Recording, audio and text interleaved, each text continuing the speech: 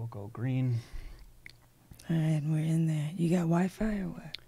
Yeah, we're about to go here.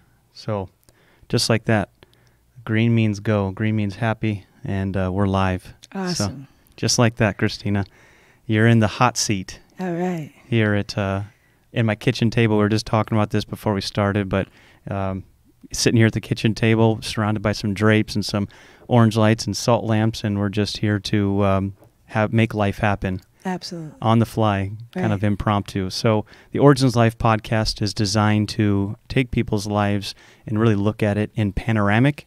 We all have a story, no matter how insignificant or significant a person's life may seem to be. Every story is significant because it bears a bigger perspective on the human story, but then it also does a lot for the person sharing their story, because quite often we don't take the time to evaluate our life. You know, we look at it, and I think sometimes we get stuck in the now, or oftentimes in that future, like this is where I want to be, but rarely do we take the time to kind of walk down memory lane, exactly, and look at where we came from, how we've gotten to where we're at. Absolutely. And when you do that, again, it helps you, but then it also helps a bigger audience. It helps people who may find themselves in a similar struggle. But we all share this place that we call Earth. We're all humans. No matter how different we may think we are, we're really not that different. So the Origins Life podcast is designed to let the person being interviewed be known and let everyone else kind of take inventory as well. So that being said, we like to start at the beginning, and we always like to go back to those early formative years and your upbringing. So can we start from there? Well, truth being said, my earliest memories weren't, some of the best memories, but it's my truth, So a lot of the earliest memories I have in my life would probably be just abuse. Okay. If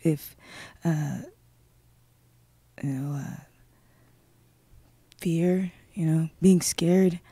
As a child, I witnessed my dad, hitting my mom all the time. The only emotion I really remember as a child, we're talking like 3 to 5 years old, is fear, being scared, I was 4 years old, and I used to sleep with a knife under my pillow because, you never knew if the next swing was going to be me or my mom or my brother. And I'm so crazy to think about, but as a young age, you no matter the age, we inherited that survival, So because I was so scared and because things that were going around me and I didn't really understand it, I kicked into survivor mode. At 4 years old, I was sleeping with a knife under my pillow because I didn't want to go through the things that my mom was going through. My father was really abusive. He was really controlling. I remember days on end not even leaving the room because we weren't allowed to come out of the room. I remember just listening to my mom scream, and I remember just seeing my mom's face bloody all the time, and there was no happy moments. I wasn't thinking about playing with Barbie dolls. I wasn't thinking about going on road trips. I wasn't thinking about playtime. Those weren't things that crossed my mind as a child, considering my circumstances. All I remember was fear. Yeah. And that carried on into my life. I was born in Cleveland, Ohio, and that's when I lived with my mom and my dad in a small apartment, and that the beating went on for 2 years.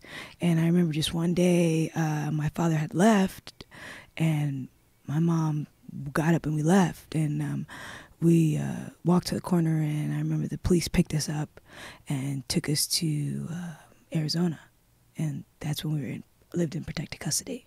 Wow. For most of your childhood? No, not most of my childhood. The protective custody only lasted about a year, and then he sent letters to the place, telling my mom, "I know where you are," and don't know the details of what the letter said because, again, I'm 6 years old. I really didn't know the details.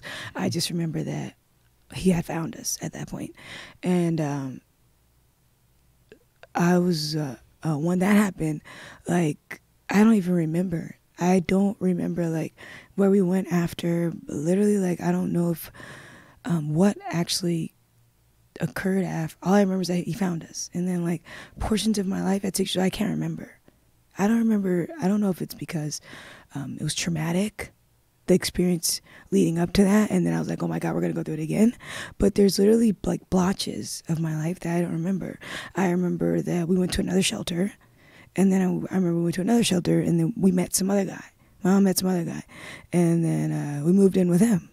And, you know, it was like a cycle again. Kind of the same story, different guy. Yeah, you know, and then and he started hitting her again, you know, so it's really sad to say, but I kind of just got used to it because I've been going through since I was 3 and now I'm 6 years old and I've been seeing this, you know, on and off. So I'm just like, it would happen. And that was normal to you. Absolutely. And it would happen. And I would just, let's say I was doing my homework, 6 years old, just got to school, the beating occurred and I would just continuously do homework. It didn't affect me. The screaming, the yelling, the crying, it became almost as if I was hardened to it. Like, it was normal. And then my mom met another guy. His name was Danny. And I don't know if I should be putting names out there, but yeah, she met that guy. And he was a little bit nicer, you know. And so from there we moved to California. Oh no, we moved to California. And I was only there for a little bit. My life started to get better. We still lived in a hotel. And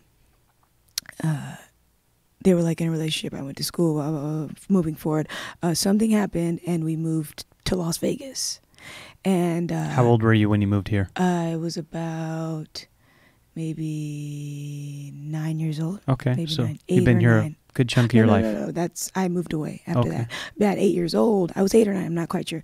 But at 8 years old, I moved out here with my mom's boyfriend, and we were living in an apartment. And I remember my mom had like 2 or 3 jobs, and my mom's boyfriend at the time, he said the guy was his cousin. He had just got out of prison, and he moved with us. And again, I thought that I was surprised that there was no beating going on. So I'm just like, you know, I was kind of like, maybe like, wow, like happy, you know. So I started to feel some type of joy, and then I started playing basketball at my school, and those things started to make me happy. So I didn't really know the difference between being like depressed or happy or joy. I just remember that portion of my childhood was happy. My feelings that I felt were very happy. I was excited to wake up in the morning. I was excited to my mom. This new guy moved in. He was really nice. And things were just like really cool. You know, it was amazing. And and then tragedy happened, you know, that it was about like 4 o'clock in the morning. Okay, well, I'm speeding up. The night before the tragedy occurred, the guy, his name was Jeremy, my mom's boyfriend who moved in with us. I seen him like peeking into the room, and I was half awake. Keep in mind, my little brother slept in one bed directly across the room. My older brother slept in the bed. My older brother being a year older than me, and my younger brother being 5 years younger than me. So we slept in one bed. I could see him peering into the room through the cracked door, which made me really nervous because I'm like, what is he doing? Because I'm young, but I can still tell that you're sneaking. Right. So, yeah, he was like peering into the room, and that made me really uncomfortable. So I was like looking at the door at him, and then he glanced eyes with me and shut the door. So I was like, okay, that was really weird. And then a couple nights passed, and I had woke up in the middle of sleep, I guess, got up, screamed, and hit the wall. That's what my mom told me the next morning. So, because I had a mark on my head, and Mom like, what happened? Mom's like, you were sleepwalking, or you had a dream or something. So I got up, and I literally ran to the wall, and Mom said she got me back into bed. I don't remember any of that occurring. So for that, if that's true or not, I really don't know, still to this day, because I don't remember any of that happening. I don't really know what happens. That still, it really bothers me to this day. You know, I've learned how to cope with that I don't think I've got over it because, when you have a question about something in your life and then you have like a bruise on your head and you scratch on your back and you don't have no answers and you're so young, and when you get older you start to realize things occur when you're younger that can affect you as an adult. And I didn't have any answers, so that still does. I do have a lot of answers today, but I've learned how to cope with it. I honestly personally believe that people don't get over things, they just learn how to cope with them. And as a young child, was it easier just to kind of block it out and absolutely to deal with it? Because I went through so much stuff. I didn't even have anybody to confide in. I didn't go to my mom. She was so damaged, because of the things that she went through. I would never bring a problem to her. So I've seen her go through so many problems. Even if I did go through something, I watched my mom as a child be very, very broken. I'm talking about days on end without talking, just moping around the house, being locked in the room. My mom was locked into a trunk at one time, like a chest trunk, like a chest that you put stuff in. Right. He locked her in there, and so you see somebody endure that level of abuse, you kind of, I don't think, as I got older, I would never come to her with anything, as I feel bad for her. So for God forbid me put anything on her shoulders. Right. And the relationship with this guy was going well for her. Everyone in the house. It was my mom's boyfriend's cousin, so he said. So we were like, somebody else in the house, this is fun. He was cool. He was connecting with the kids. He was really laid back. He wasn't really there all the time, though, So keep in mind, we're kids. But now that I think about it, he just had got out of prison. And so that night passed, the next night passed. I ran to the wall. I didn't get no answers with that. My mom said that I ran to the wall. And the following night, I woke up at 5 something in the morning, and he was on top of my older brother in the bed across from me, stabbing him, just slashing him with a butcher knife, all on his neck. My brother had a cast on his hand, and he was like trying to fight him off of him. And he hit him one time, and the guy fell off of him. My brother got up and was like screaming. His neck was bloody, and my little brother got up and he was screaming, tried to run past Jeremy because he was still on the floor, and Jeremy grabbed my little brother, slashed him across his throat, and he grabbed me. My little brother laid on the ground, and he grabbed me by my hair and slammed me in my head into the wall, and he was like, "Where the fuck is the money? Where's the money at? Your mom left the money here. She paid me to kill you guys. Where's the money? Where's the money?" So, and I was like screaming to him, like, "We don't have any money. Please don't kill us. Please don't kill us." While all this is going on, my older brother's still laying there bleeding, and he's like, then he got all of us into my mom's bedroom. The rooms were connected. The apartment was small, so he put us all into my mom's bedroom because he just started destroying our room, looking for the money that my mom had supposed to left him. And he was like slamming stuff, and he came into the room and he was stabbing the butcher knife into the wall. Like, "Where the fuck is the money? I'm killing all you guys if I can't find the money." I just remember begging him, like, please don't kill us. We don't have any money. We don't have any money, please. And then that lasted, it seemed like a year, but it seemed like hours. But now, getting older and knowing the time length of everything that actually occurred, it was like 30 minutes of him like destroying the house, screaming, and I was just like crying, begging, pleading, and it was just like this one thing. I don't know what happened. I connected eyes with him, and I was just like, "Please don't kill us. We don't have any money." I literally got down on my knees and put my hands together and was begging him not to kill us. And he dragged me into the bathroom by my hair, dragged my other brother in there, took my little brother and literally just like flung him into the bathroom. While we were sitting in the bathroom, I was rocking back and forth, and he changed the locks on the bathroom so that the lock was on the outside. And he locks in the bathroom, and I heard him slam the door in the bathroom. To the front door. So I thought he was gone. As soon as I don't even know where I got this from, but I started running the bath water in the bathtub. I put my big brother in the bathtub. I wrapped the towels in the bathroom around my brother's neck. My little brother was asking me, "What's wrong? What's wrong?" He's like, "I want to see. I want to see." I like trying to look in the mirror. I'm like, "It's nothing. It's nothing. You got a little scratch. You got a little boo-boo." And I had him hold the rag on his chest. And I was looking in the cabinet, and I found a bobby pin. And I picked the lock to the bathroom. And I left my brothers in there, and I ran to my mom's job. My mom used to work at like a telemarketing place behind the apartments, and she always left at 4 o'clock in the morning. So I barefoot, everything. I ran to my mom's job, jumped the wall, and I ran. And when I walked to her job, she's like, "What are you doing here? What are you doing here with no shoes on?" I'm like, "Jeremy stabbed the boys. Jeremy's trying to kill us." And I'm like, "He wants all the money." And my mom's like, "What are you talking about?" So she ran and left me there and didn't say anything. Like, I was literally just standing there. She ran by me, and then to go towards the house. And I guess when she got to the house, she was there before me. I was like running back behind her, like scared. I didn't know he was outside or what. And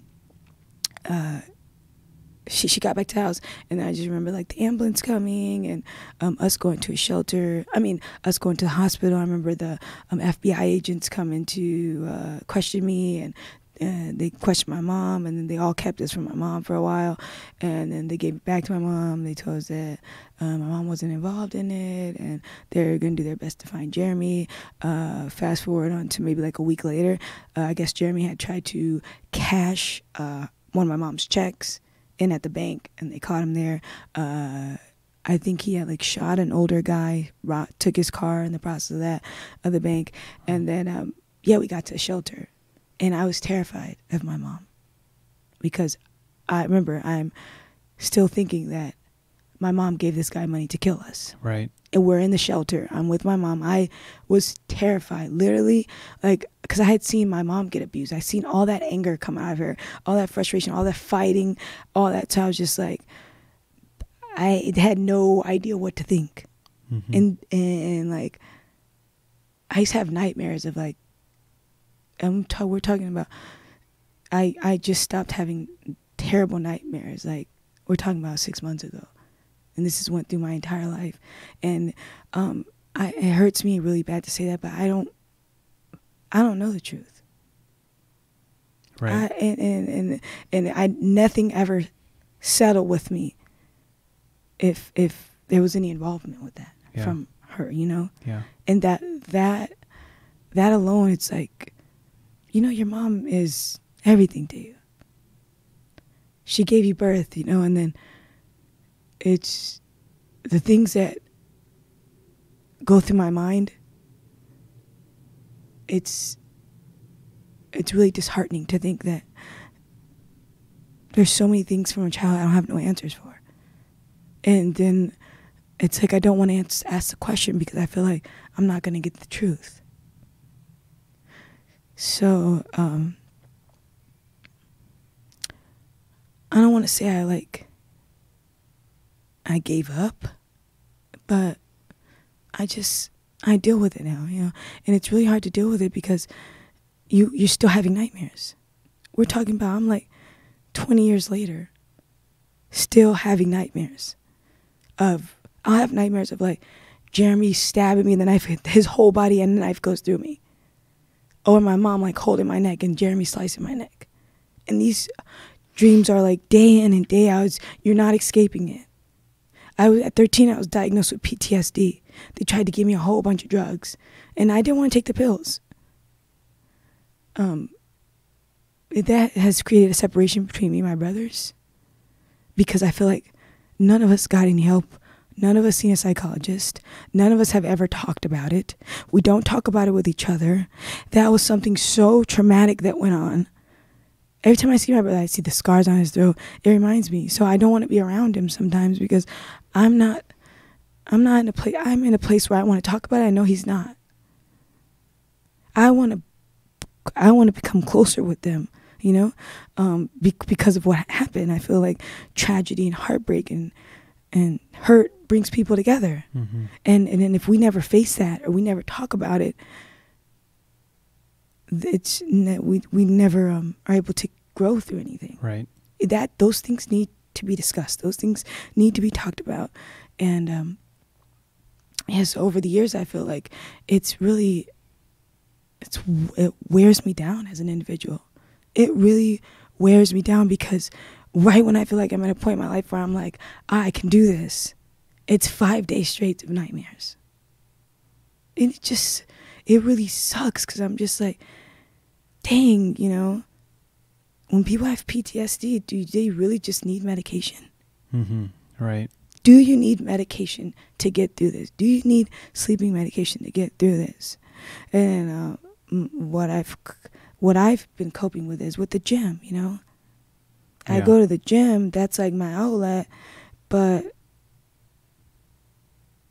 it's not working, you know, because It's once not you leave enough. the gym, it's still there. And, you know,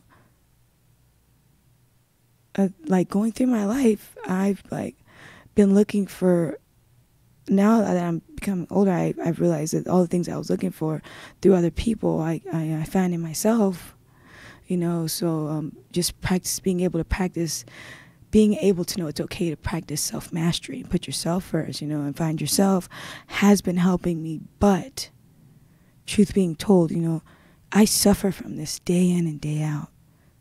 It's like, it's terrible. So I've tried to find myself, it's hard for me to say this, but trying to control people and everything in my life because I can't control myself, which that led to me at the age of 16, you know, I used to play basketball, and I used to be able to, like, you know, eat whatever I want to eat, you know, and still feel good about myself because I played basketball and I played sports and I was very active, you know.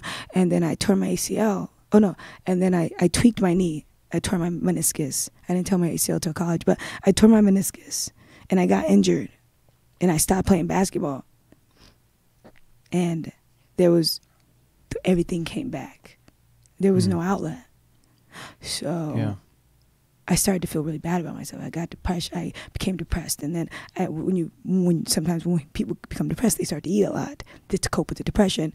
Oh, this is comfort food. I feel good right now. I'm gonna do something. Do that. So the depression led to me eating a lot, and then me eating a lot led to me gaining weight, and then I lost control of everything. And then one day, I heard someone talking about. Not someone. I don't want to throw any names out there, guys. Someone in my family was talking about how they used to throw up their food, you know, and they would, you know, stay skinny. That's how they did that. So I started doing it, and it's crazy to think that it made me feel good about myself because I could be depressed, I could eat whatever I wanted, and then I could throw it up, and I didn't have to worry about that. I let that depression and that food out. That period of time that I went through, where I was eating everything and I was depressed, I thought by just throwing it up, it'd be all gone. Mm-hmm. And I started to do that one time a day, and which led to, over about the course of a month, 5 times a day. It would control my entire life. I would literally, like, wake up in the morning. That's all I would think about all day, where I would eat, and then after I ate it, where I would throw it up at. Was it going to be at the restaurant? Was it going to be pretending to take a shower and throwing up in the bathtub? Was it going to be whatever it was? I would have the whole day, like, mapped out. And I felt like I was in the best part of my life. How old were you at this point? 16. 16, about to turn 17. And I was in control of my life. In my mind, this was the happiest I've ever been because I was in complete control. And I was doing something that was killing me inside that nobody knew about. So on the outside, I was good. I had taken my life back. Keep in mind that I've told probably like 5 people on the planet this.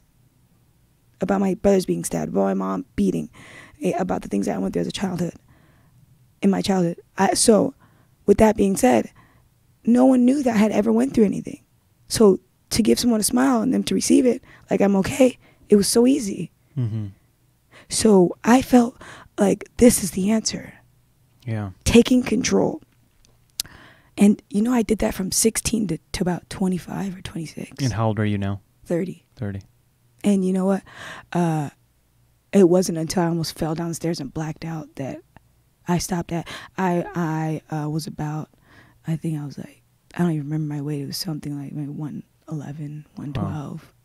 And I felt I was in the most control of my life, you know. And then one time I almost got caught, so I stopped. I was at the McDonald's bathroom, and they only have one stall, and I forgot to lock the door.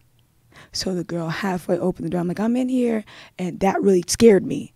Because I'm like, oh my God, someone's going to find out that I'm doing this. I need to stop doing it. But it turned into like a game. Literally, it was so bad that I didn't worry about anything I ate. I was so damaged mentally that I would eat out of the trash at my house. Someone threw something away and I wanted it, I would just grab it.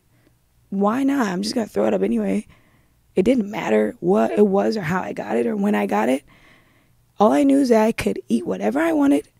I could do whatever I wanted, whether it was alcohol or there was food. I could be depressed and go on my splurges of like eating ice cream, whatever, and it didn't affect me. That was my mental. That's where my mindset was. And you got to think, like, I was in like 2 relationships in which we lived together. I literally became a master at covering things up, putting on a facade. It was just for me to lay down and think about. I didn't start thinking about it until I was like about 20, and I was like, then I really started hating myself. Because I really started doing it more. Yeah, 4 years. Oh no, it was 10 years, 16 to 26. Right, but 4 years into it, you kind of got to the point where you realized. I was exhausted too. It was so exhausting. We're talking about 5 times a day. 5 times a day. And it was just like finding the next spot to throw up was the most exhausting place. So were you playing sports at that time too? I didn't play sport. I played sports till I was about 17. And then my senior year, I quit. Okay. And then... And this is all in California? Yeah. Okay. Because, I skipped part. So when that happened in Las Vegas, my mom called a friend, and she moved us to the hotel back in California. She came out with her family, she got us, and it was the manager of the hotel that we lived at before we moved to Las Vegas. Okay. So my whole entire childhood, I lived in a hotel. Yeah. Wow. On and off with my mom. When I went back to California the second time, I moved with a different family. They got adopted. I got adopted. The lady brought the paper to my mom. My mom signed the paper. I moved with a new family. And that's when it started really bad. So when you moved into the new house with your family? New family, my adopted family. She signed papers, yeah. Was that the most stable environment that you found yourself in? Absolutely. Right. It was like almost I was in the military. Okay. We every night we went to bed at 10 o'clock. No television throughout the week. We only watched television on Saturday and Sunday. Everyone woke up at 6 a.m. The house was spick and span. If I would have never moved with that family, I don't know where I would have been. They implemented an extreme amount of discipline in me. They showed me it's okay to love people. They showed me that it's okay to it's okay not to be okay. It's okay to, be damaged. It's okay to just grieve here. But keep in mind, I didn't tell them anything. I didn't tell them anything I was doing. I didn't tell them about my mom beating. I played basketball with this girl in high school. I think her mom was really smart. She got those papers. She did whatever she did. My mom signed them. And I went and lived with them. And before that, I had on and off lived with another family. I'm not going to throw any names out, but, because the environment that I was in, like I told you, I at a young age, from when I was 3 years old, I grabbed that knife, slept with it. I was always, I was like groomed that I better save myself. So if I could ever get away from my mom, I would. If I could ever get to a place where these people don't know what I've been through, these people, are better than the people that I'm around, I was happy there. I probably stayed at some people's house and they're like, where's this girl's parents at? But I was happy as hell because I was just like, cool. Yeah. You knew it was a safe place. Yeah. And that's all you were looking for. I didn't even know what I was looking for. I just knew this was cool to be over here. And it wasn't even like, okay, this is safe. This is cool. This is at that age. I'm just like, wow, they have no idea what I've been through. They don't know anything. When people don't know that what you've been through, they don't treat you differently. That's a good point. So they didn't treat me differently. They treated me like a happy, 9-year-old, or happy in the sense of my adopted mom, teenager, early teenager. You know, it was just like, it was really cool not to be around a hostile environment or to be treated differently, because they know what you've been through, and they tread lightly around you. And, you know, I don't want to be treated differently. I know what I've been through, and that's over. For you to treat me differently, or for you to question me about it, or try to dig deep, you're making me relive that. Because you're just being nosy. Yeah. You're not asking me, what can I do for you? Right. What do you need? Are you okay? Yeah. You're like, wow, that happened. Wow, that happened. And I'm just a kid. I'm like, I don't want to tell you how my brothers got slashed in their throat. That's surprising and entertaining to you. But that's really sad to me. I saw that. I went through that. Yeah. And so a lot of times I was just always trying to save myself, but I was really hurting myself, because when I thought I had it all together, I was completely lost. Yeah. With damn near everything I've ever done in my life. I literally just started like getting things together, I would say maybe like when I was 28. And then when I stopped throwing up, I started drinking. And I was like, oh, I'm going to celebrate 1 month of not throwing up. That celebration turned into every day of not throwing up. Celebration turned into drinking alcohol, and I didn't eat. If you don't eat, you can't throw up. There's nothing to throw up.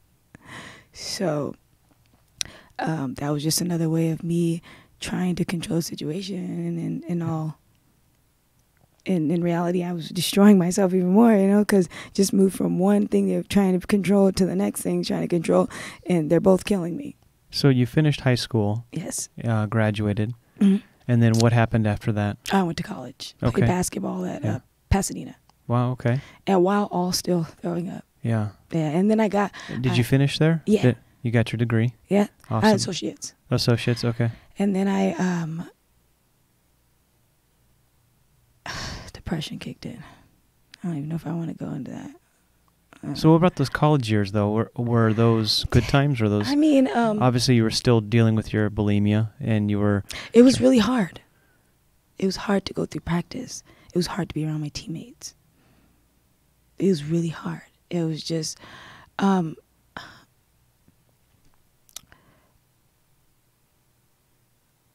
a lot of joy.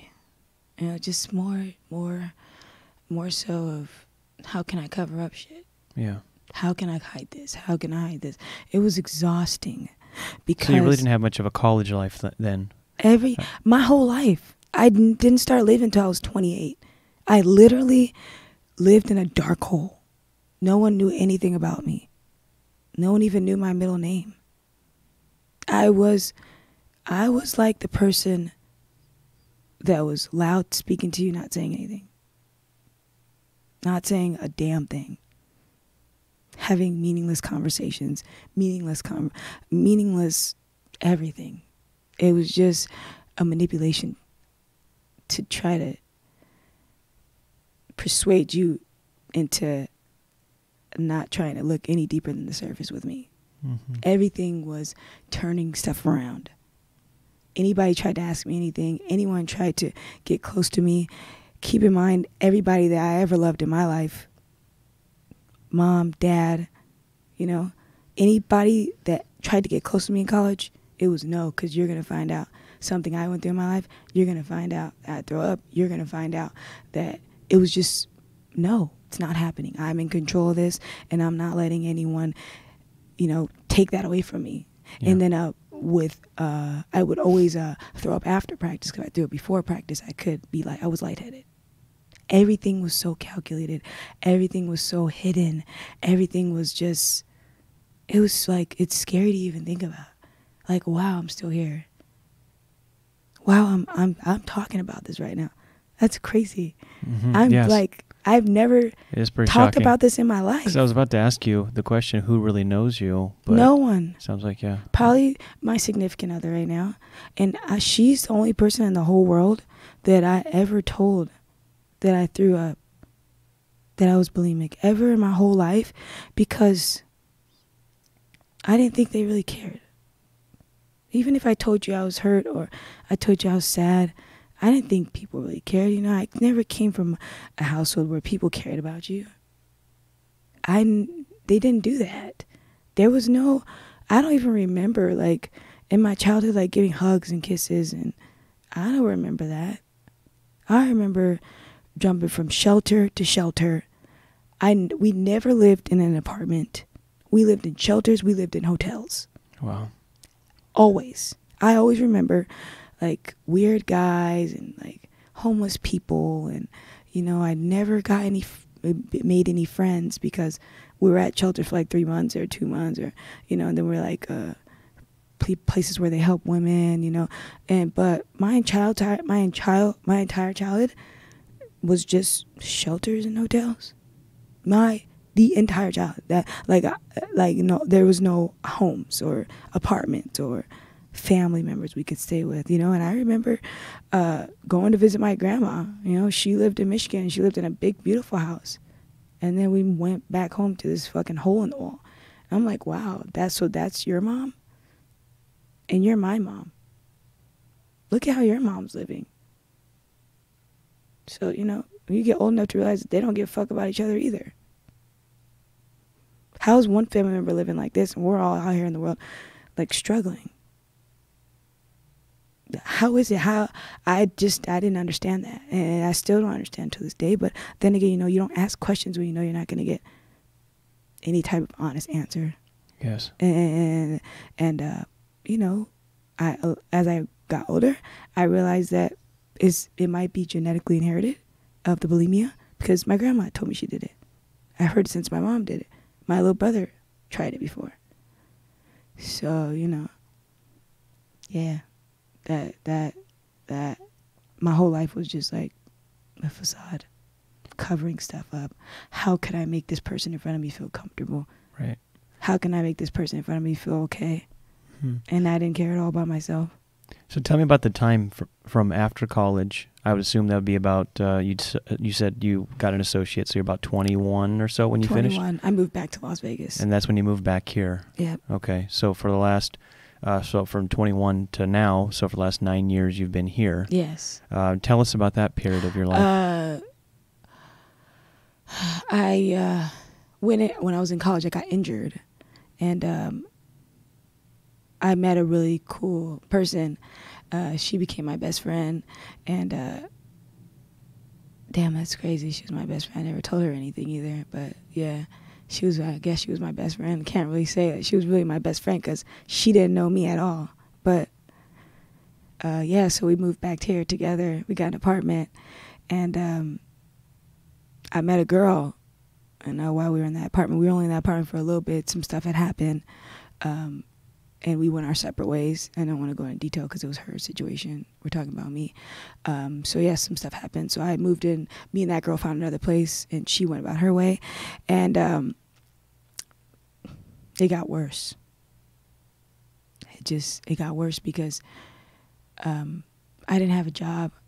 That girl was, like, stripping, you know, and when you live a life with no goals, no discipline, no commitment, it's almost like a life not worth living, you know? Mm-hmm. You're living aimlessly. So I lived aimlessly. You know, I drank, I was drinking a lot, I was partying, and then I would get drunk, and I would eat really bad, and then I would throw it up. And that went on for years. I didn't do anything with my life for a while. Then I was about 23, and something just came over me.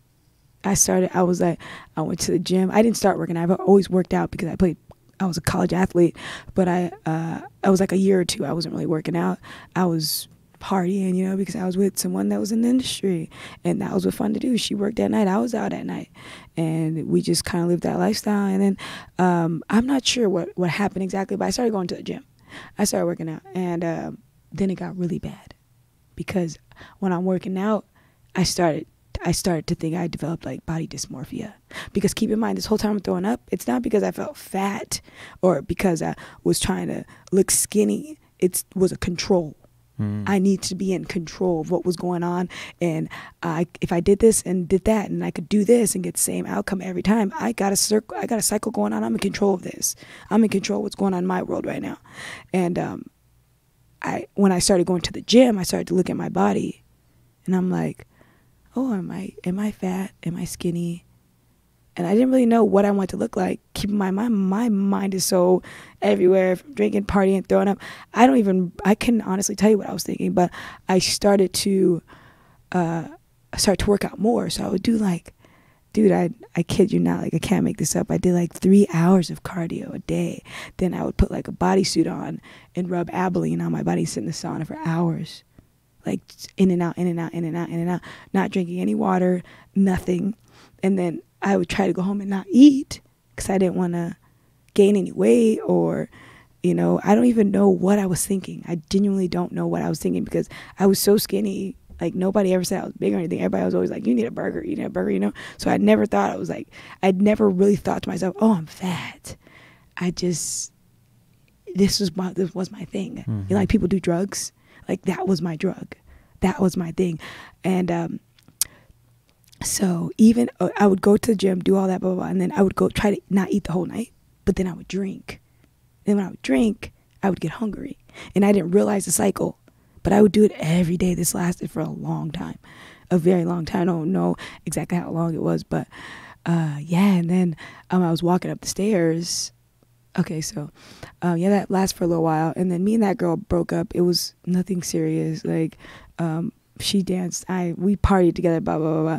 We broke up, and I started going to school. I started going to school at Northwest Health Careers because I'm like, man, forget this. I'm take my life back. I'm on my own. I'm single. I don't need nobody anyway. Blah blah blah. That whole bounce back after a relationship thing. So I started going to Northwest Health Careers for dental assisting, and I went to school. The whole time through school, I was still being bulimic, thinking I was in control. But then I graduated and I got a job at Discovery Dental out here. It's like on Rancho in Charleston. Mm-hmm. And I worked there for a few years. So the bulimia slowed down because I was actually doing something I could be proud of.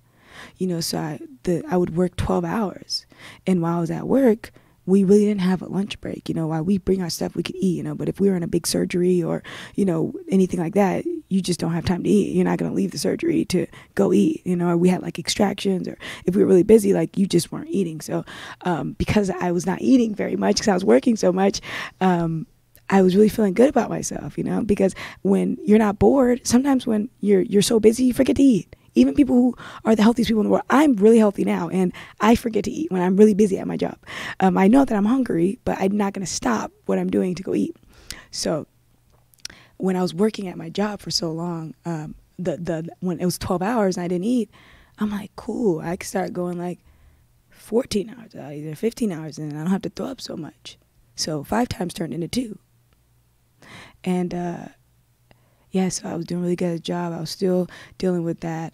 I was trying to like really find myself at that time. Didn't really know how to search though, or what I was looking for. I wasn't reading any books or really going after it. I just knew that something was wrong, and it was time for me to start fixing it because I was getting older. So I started to realize like, oh man, I'm really tired from doing this. And that's about 26? But about 25, 26, okay. Yeah. I started to get really tired, but I was realizing why I was tired. You're not putting food in your body, so you don't have no energy. And it wasn't until I was around really intelligent people, I was picking up stuff from like the doctors in the office, and they were saying stuff like, they wouldn't even be talking to me, but I would be listening to them tell other people like, oh, that girl's has gingivitis, and she might have she has a severe case of bulimia. And I was like, holy shit.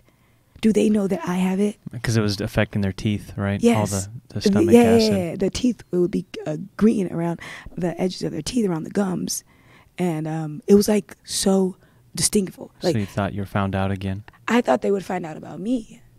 I'm like, Mm-hmm. oh my God. So are they going to know about me? Because if I get my teeth cleaned there, everyone works there gets their work done there. You get it for cheap. But I had got my teeth done, my teeth cleaned there. Mm-hmm. And I was so scared that they knew and they just didn't tell me. I was like, oh my God, so everybody around me knows that I'm throwing up and nobody's saying anything to me. So I kind of slipped back into another depression, because then again, I'm like, everybody's probably talking about me. Everyone knows, and my secret's out. Oh my God, what am I going to do? At one point, I was just like, I don't want to go back. I don't even want to be here. Because the secret that I've held for years, now I think in my mind that they know. So I started to go to work, and I was listening to everyone talk because I want to hear someone say something about me, you know? I became really, like, let's just say the least, just observant, quiet, observant. I was so obtrusive. I was so unobtrusive. It was crazy. I would just like glide lightly through the rooms, outside the rooms, because it was just so, I was out of my mind. I just wanted to hear somebody say something that they knew. So like 3 or 4 months passed. I don't know exactly how long, but it was a short period, and nobody said anything. So I was just like, okay, they don't know. They would have told me. They care about me. They would have said something, you know. So I stopped doing it. Not completely, but it turned into like 1 or 2 times a week. And I was so happy, because I'm like, I got this. I only got to do it a couple times a week, because I'm keeping in mind, I could go 12, 14 hours without eating. There's 6, 7 hours I'm sleeping. There's only a couple hours a day when I was like, I don't need no food. So the 2 times a week that I was only throwing up, I was only eating 5 times a week, you know? So it was just like, how can I work with this disease that I have and still come out on top? So you finally ended up kicking the habit then? Yeah. So when I was 26 though. Okay. So by the time I left that doctor's office, 2 times a week turned into 1 time a week. And I went like 3 weeks without doing it. And I just felt like, wow, maybe I don't need to do it. But then again, I'm still not eating as much as I should eat. So then I found diet pills. And so just curved your appetite even more. Oh, absolutely. And basically just caffeine pills. Yeah, it was actually the green tea pills that you get at Walmart. Just like get that. you amped up. Yeah, so, but you know what? That was the best thing that ever happened to me. It was something to get you through. The best thing that ever right. happened to me was that. And then from 26 to 27, that's when I started reading. And What'd that's when I reading? started, okay, for when I was Just give 26. me a couple of things. Some things that really made a difference or an impact in your life. I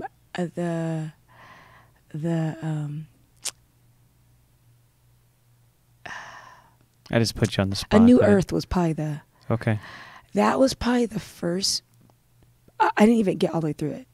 I just read a couple pages and it scared the shit out of me. Because I was just like, because I literally was just, I was blind to everything. You know, I was blind to everything. And then you read this book that has makes some type of sense. And you're like, yes. you shut that. I don't want to hear that.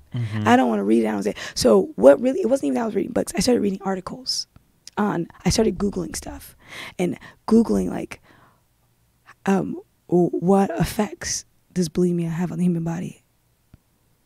And the stuff I was reading, the long-term damage, the acid reflux disease, the irregular heart arrhythmia. Yeah. And I was just like, oh my God, I could have died like 5 times. That's when I was like, okay, I'm done doing this. I don't want to kill myself. But for the last 10 years, I didn't know any of this. I didn't know any of that could have occurred. So I started reading about it more and more and more and more and more and more. And I was just like, I became addicted to reading about it. And the more I learned about it, the more I was like, holy crap. I was literally like probably this close to death so many times. And then I became a little bit more spiritual. Because I was like, thank you so much, just like thanking the universe. I started to try to meditate. I didn't really meditate, but it said that one of the recommendations was like from overcoming it was when I was feeling anxiety or I have to do it, to try to get into a quiet place, try to relax, or maybe like to start to think about other things, happy thoughts in my mind. It said to talk to people, get help. It's like immediately, get referred to a doctor, like go to a doctor immediately, like that just kept reoccurring. And I never thought I needed a doctor. I never thought I needed to go to a doctor. I thought I could overcome everything myself. but yeah, that I started reading about it. So 2 years later, you are completely, as you sit here today, 2 years into this getting clean process, you finally found something that works for you. Being honest, no. Okay. This is Still a struggle. Yeah, it's gotten worse, because like I told you, I'm getting ready for a competition. Pressure's on. So now you start really looking at your body. You start really analyzing everything you put in your mouth. Yeah. So sometimes when I eat bad, I'm like, oh, I'll just throw it up. It'll be okay. Do you think long term the physique show is in your best interest? Yeah, because I want to face this shit. I want to walk through and I want to overcome it. I don't want to see something that triggers something from my child and run away from it. Okay. Because I'll be running forever. Right. And being physically able and physically capable is probably something that gives you comfort, given your situation that you've been in. Being able to take care of yourself, given your experiences, is probably your best asset. Absolutely. And a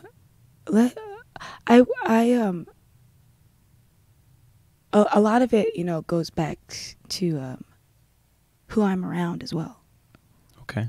Who are you around? Who are your people? I'm not really around anyone but my significant other, and I'm around my trainer, but that's when I'm training with her. But my significant other that I'm with right now, she saved my life. When I met her, I was drinking all the time, every day. Every day she would tell me, you don't need to drink, you don't need to do that. I would drink, I would eat bad, and then I would just go to the gym where I would drink, and I would be mean to her, and I would drink, and I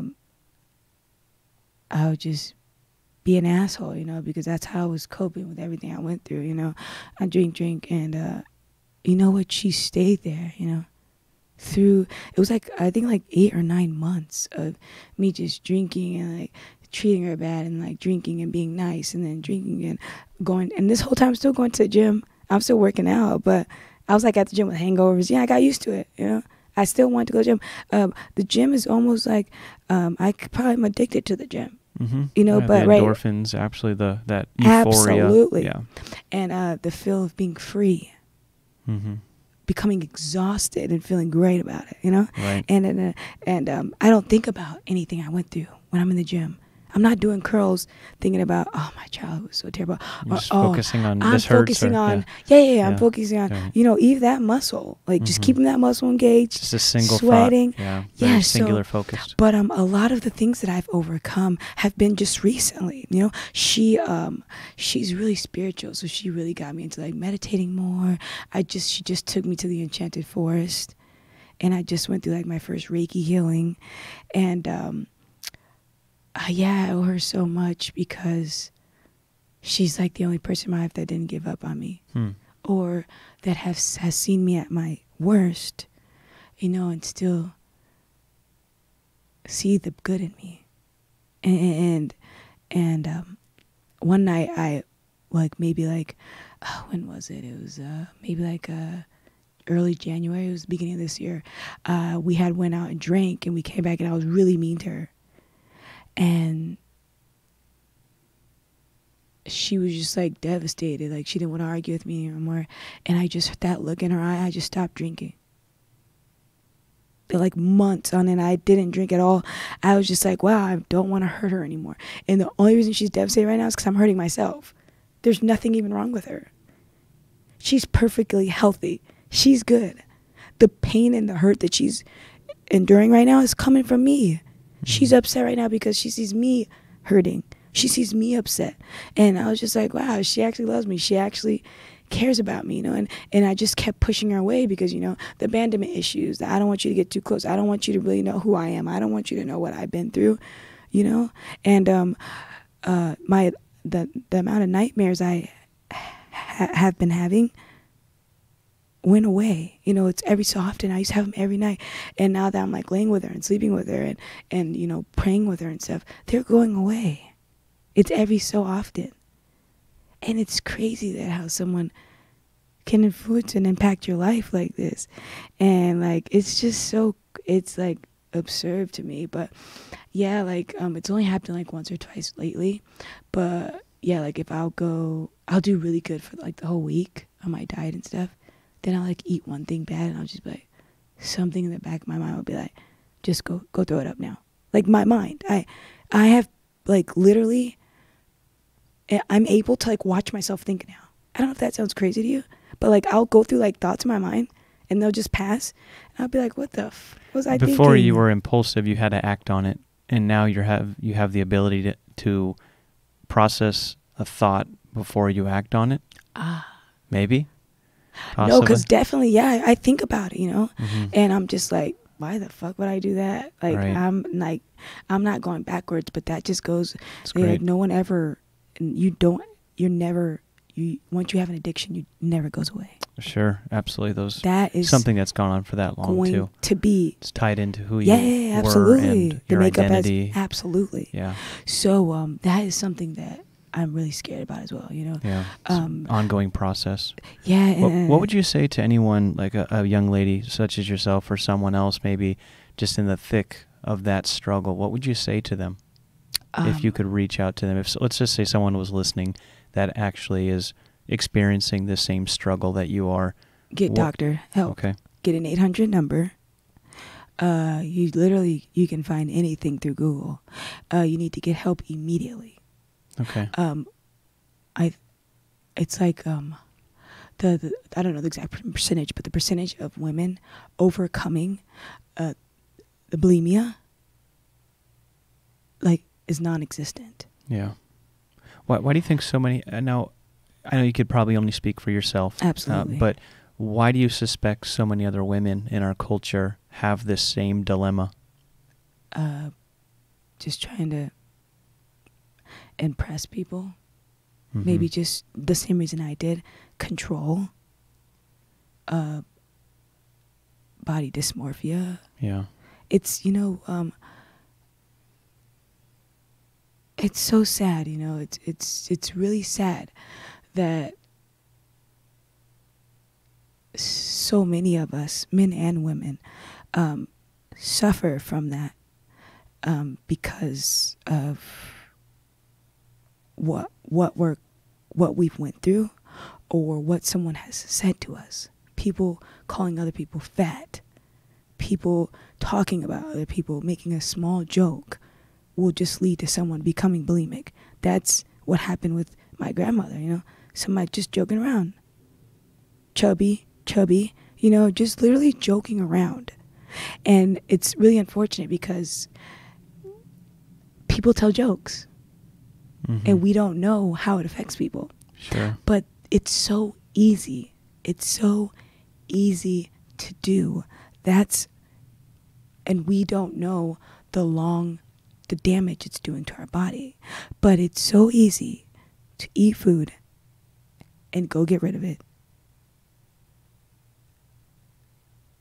So that's why we do it. And we do it over and over again. But this is the reason why people do it is because it's so easy. For me, that's why I did it. It was so easy. I could eat whatever I want and I'm going to go throw it up. But the thing is that we're killing ourselves. If anyone is doing that, reach out to me. My information will be on this podcast or the link to reach me is going to be on here because I will help you. That's great. I will reach out to a doctor for you. I'm here for you. I went through it. I know how it feels to not have anybody to talk to. I'm not going to say anything to anybody because I went through 10 years without saying anything. If anybody's going through anything, I'm talking about like abuse. If anybody's witnessing their mom and dad getting beat and they feel uncomfortable, that's not a healthy environment. No one should have to be in that environment. There's always someone that will help you. We just are so scared to reach out, or we don't know that there's people out there to help you. There are people out there to help you, and I'm one of them. You know, like it doesn't matter who you are, girl, guy, you know, it doesn't matter if you're really young. It doesn't matter if you're really old. This is disease doesn't discriminate. Identify with, it doesn't discriminate. Yeah. This will attack and destroy anyone's life. Yeah. You know, and because it's so easy, it's not like drugs. You're not going to act high when you do it. You can do it at work. You can do it at school. You can do it in, function. People don't know when you walked out of the bathroom you threw up. People know if you're sloppy drunk or if you're high. It's so easy to hide it. And what I want to say is that you're going to kill yourself. You can literally die in your sleep. Your heart can just stop in your sleep from doing this. The acid reflux disease can kill you. It's just really, really dangerous to do. And anyone doing it, it doesn't matter if you do it one time, it doesn't matter if you do 500 times. Any time you do it, that could be the last time you do it. Your body's not made to regurgitate. That's not what our body is designed to do, and especially day in and day out. Yeah, thousands of times. It damages your teeth. It damages your gums. It damages your esophagus, your health, your brain, your heart. Mm-hmm. And these are long-lasting effects on your body. Your teeth will be damaged for a long time unless you go to a dentist and, you work with that dentist over time. You get on a program. You probably have to get your teeth cleaned. You probably have to get some extracted. Gum disease happens all the time.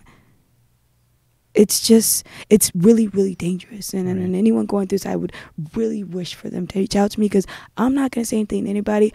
All I'm going to do is try to help you, and we'll get you out of this situation, because when I was in it, I know how it felt, and I want to help anyone that's going through that, because I don't want anyone to endure those emotions that I had to endure at a young age. But I understand why you don't want to tell anybody, because I was embarrassed. Yeah. It's very courageous for you to put yourself out here like that, and to share your story in a way that it sounds like you probably haven't done very often. I've never done this. Yeah. Ever. I've never told anyone. Yeah. I've only told like 5 people in the world that I watched my brothers practically be murdered in front of me. Oh, and believe me, I'm embarrassed about that. Mm-hmm. But it doesn't have to continue to shape who you are. Absolutely not. It can be something that it's made you who you are, but it doesn't have and to I'm still continue not to define you. perfect. Right? I still have to deal with everything I discussed right now. Right. So what's in store for Christina Reeder from here on out? What is the goal? And I know these podcasts could go a lot longer. It's hard to believe we've already gone an hour. Yeah, absolutely. But that's amazing. in a short amount of time that we have remaining, in a few minutes, could you just tell the audience what you're up to now? Creating a platform in which I can reach as many people as possible and impact their life in a positive aspect. That's great. Through fitness and nutrition, through informing people that it's okay not to be okay. What you're going through, someone has went through. You're not alone. I want to create a space on my page where people can feel free to come talk to me. I don't have all the answers, but we'll find them together. Mm-hmm. And all in all, I just want you to know that it's okay. It's okay not to be okay. It's okay to live a fucked up life and still want to change. Yes. And it's okay if you fall down 1,000,000 times. Because if you fall on your back and you can look up and you see the sky, you can get up. So fail your way to success. Fail your way through life. But talk about it. Look, I'm talking about it right now. I feel really good. I've got goosebumps because I feel so good that I finally got it all off my chest. But I can't be part of something or create anything unless I'm going to do it. Unless I'm going to do what I want,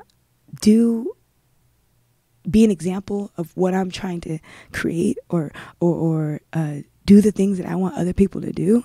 No one's going to do it. So I'm going to continuously be scared as fuck, but still saddle up. And it's called being courageous. And that's my ultimate goal, to be courageous, become as uncomfortable in life as possible. And I was really scared of coming today, but I came because you know what? There's so many people in the world. Let's say that somebody sees this 3 years down the road, mm-hmm. and they hit me up and we get them help. Yeah, that one person was worth it. Yeah. Right. It was totally worth it. So you're finding ways to take your own personal struggle and turn it into an avenue of help for someone else so good, that's going through the same thing you did. And I pray someone hits me. I pray, because that would be so cool to just really walk the walk. Somebody Nice. hit me, and we're going to hit someone else up, and we're going to get them helped, and they'll be healed. Nice. And this is a no judgmental zone over here, baby. Whatever you got going on, it doesn't matter. If you've been touched, if you're being abused, if you are bulimic, if you are on drugs, who cares? Who gives a fuck? We all go through stuff in life. And you're not going through anything that someone hasn't went through. And you need to be strong enough to reach out to somebody. Let this be the last day that you do this. Let this be the last time that you do this. Come on. Reach out to me. Reach out to you. You reach out to me. This is a platform that we've set for people to come get help. It's great. And I got your back. Like, I got your back. You're okay. Because the only reason I've become this strong is because I was really weak. Oh, I'm a survivor. Mm-hmm. I survived, and so can you. You know, if you're still breathing, there's still hope. So let's get this done. I want you to hit me up today, tonight. You know, I'm not taking time off from this. Like I said, ultimately in life, I just want to impact people's lives. I want to help. I've done enough damage to myself and enough damage to other people around me because I was so damaged that I should be helping people for years. You know, that's what I'm here to do. Help. Nice. Because I know how it makes people feel to get help, but it makes me feel so much more. It gives your life meaning. It Yeah, gives your to struggle. help other people feels so Right. good. If you have struggle and all that struggle is just a painful memory, it serves as a very uncomfortable reminder of what you're trying to get away from. But if your pains, your fears, your struggles can translate into someone else's liberation in a small way, it kind of validates that it wasn't all for nothing. Absolutely, and I don't want to rob the universe. Yeah. I need to do what I was put here to do. Fight Go on. through that. Fight Go on, through Christina. that and keep going. You're doing a great work, I and I'm so appreciate thankful that. for you taking the time today to come on and share your story. I appreciate you. I feel so good. Thank you so much. It's great. You've given me. I can't even tell you what you've done to me today, and this is only the beginning of our relationship. Great. It's just the power of story. It's the Of power you of stepping up to the plate yeah. and yeah. reaching out. Yeah. And knowing that we're all human and we're all connected. Yeah, and most of the time I don't do that. I guess just real quick here, just as we end this, I was at the gym a week ago, and I'm in the ab area, and Christina comes over, and she's doing her thing, and I'm laying there, I'm thinking, can I just get the guts just to, say hello to this lady and ask her to come on the show, not knowing you from anyone. Yeah, I just you said that too.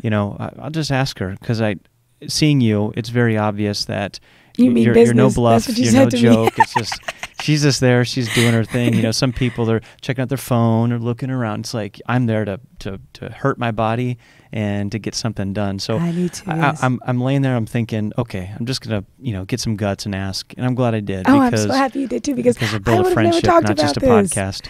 Dude, So- this is awesome. But- We're breaking boundaries right now. We This live is in a very amazing. diverse city. Las Vegas, Nevada, Henderson is probably, when you look at population-wise, diverse. one of the most diverse cities Absolutely. in America. Now, it's not as big as New York, and it's Right. not a Miami. Right. But when you look at We're the up people there. that are present, like the population variety that we have here in this town, there's no town like it. Absolutely not. And the fact that, like at a gym or something, you take every demographic, rich, poor, white, black, Put us all in one building. all together, and we're here in this place. I would tell everyone that if you really need a sample size in psychology and really just human exposure, go to the gym at LVAC, and you'll get Absolutely. a yeah, crash for course. sure. That's all the way across the board. Crash course Yeah. in human nature. So, Christina, thank you so much for coming on. Thank you and for I inviting hope me. this serves not only you, but I hope people do take you up on your offer to reach out and find That some would help. be amazing. And I just, don't worry. It's one message away. One message. Just one message. Hey, I saw your video. Can you help me? That simple. And no one has to know. One message away from a new life. Every day you wake up, it could be the first day of your new life. And where you're at right now is exactly where you're supposed to be. what you're going through right now, you don't have to continue to go through. It's one message away. Just one message, and it's a perfect way to end it right there. That's it. it. Have a great day, It's one folks. We call love away. you. All right, everyone. One Thank call you. away. We love you. Peace. Oh, man, I almost cried like 5 times.